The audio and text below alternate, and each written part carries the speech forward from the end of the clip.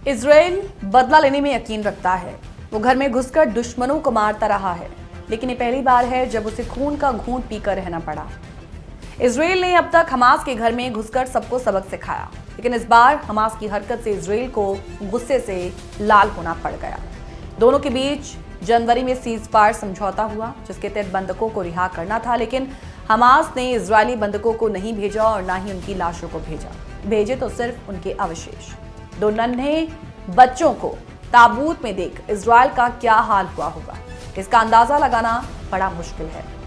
Israel की माने तो बच्चों की मां शीरी बिबास का शव तो ताबूत में था ही नहीं, किसी अज्ञात के अवशेष उनको भेजे गए।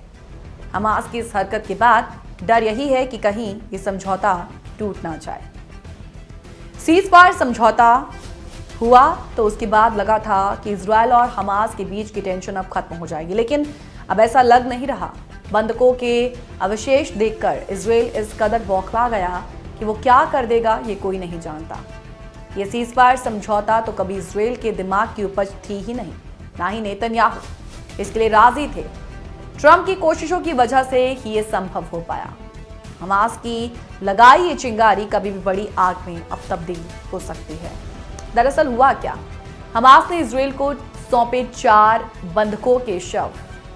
जब ये हुआ तो उसके बाद क्या हुआ?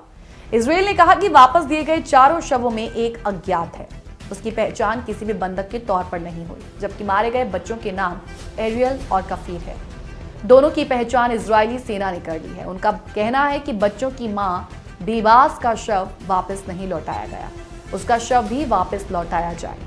वहीं हमास से ये भी पूछा कि सीजफायर समझौता होने के बाद भी ये मौतें कैसे हुई। यूएन भी इसे सीजफायर समझौतों का उल्लंघन बता रहा है। वहीं शीरी बीबी का शव नहीं लौटाए जाने पर यूएन भी हमास पर दबाव बना रहा है। हमास के आतंकियों ने 4 शवों को काले ताबूतों में रखकर गाजा पट्टी पर भेजा और ताबूत के चारों तरफ बैनर लगे हुए थे। इनमें से एक बैनर पर प्रधानमंत्री बेंजामिन नेतन्याहू को भूत के रूप में दिखाया गया। हमास के लड़ाकों ने ही इन ताबूतों को रेड क्रॉस के वाहनों तक पहुंचाया, जिसके बाद रेड क्रॉस के कर्मियों ने शवों को सफेद कपड़ों से लपेटकर वाहनों में रखा और इसके बाद रेड क्रॉस का काफिला शवों को लेकर इजराइल पहुंचा। इजरायली अधिकारी डीएनए टेस्ट के जरिए अब इन शवों की औपचारिक पहचान कर रहे हैं और ये परीक्षण पूरा होने में करीबन 2 दिन का वक्त भी लगा है। पहचान प्रक्रिया पूरी होने के बाद ही परिवारों को अंतिम सूचना दी गई है। इजरायली सेना ने भी उन 4 बंधकों, उन 4 हॉस्टेजेस के शव मिलने की पुष्टि की है, जिनको हमास ने गाजा पट्टी में रेड क्रॉस को सौंपा। देखिए, इस ताजा घटनाक्रम को जब हम देखते हैं तो इजरायल और हमास के बीच बढ़ते संघर्ष ने एक बार फिर से क्षेत्रीय शांति की उम्मीदों को एक झटका दिया है। इजरायल के पीएम बेंजामिन नेतन्याहू ने क्लियरली कहा है कि हमास द्वारा किए गए इस अमानवीय कृत्य की भारी कीमत चुकानी होगी। शीरी बिबास और उनके परिवार के साथ जो क्रूरता की गई उसे शब्दों में बयां करना मुश्किल रहा।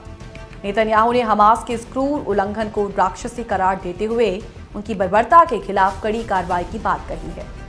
4 शवों के लौटाए जाने की घटना, जिसमें एक शव गाजा की महिला का था, इसने युद्ध विराम के तहत समझौते के टूटने की आशंका को गहरा दिया है। इजरायल की सरकार ने शीरी बिबास और अन्य बंधकों को वापस लाने के लिए हर संभव प्रयास करने का संकल्प लिया, चाहे वो जीवित हो या मृत। इस संघर्ष के दौरान न केवल निर्दोष नागरिकों को हिंसा का सामना करना पड़ा, बल्कि परिवारों को भी अपनों की दर्दनाक मौत का सामना करना पड़ा। अब इन घटनाओं ने एक बार फिर से इजरायल और हमास के बीच बढ़ते संघर्ष की भयावहता को उजागर कर दिया है और इससे क्षेत्रीय स्थिरता को लेकर गंभीर सवाल खड़े हो गए हैं। जैसे जैसे ये संघर्ष बढ़ रहा है, उम्मीद की जाती है कि अंतर्राष्ट्रीय समुदाय भी इस हिंसा को रोकने और शांति बहाली के प्रयासों में अधिक सक्रिय भूमिका निभाएगा। मगर फिलहाल ये सवाल बाकी है कि क्या संघर्ष में एक नई राह दिखाने के लिए पक्षों के बीच किसी सहमति तक पहुंच पाना संभव होगा।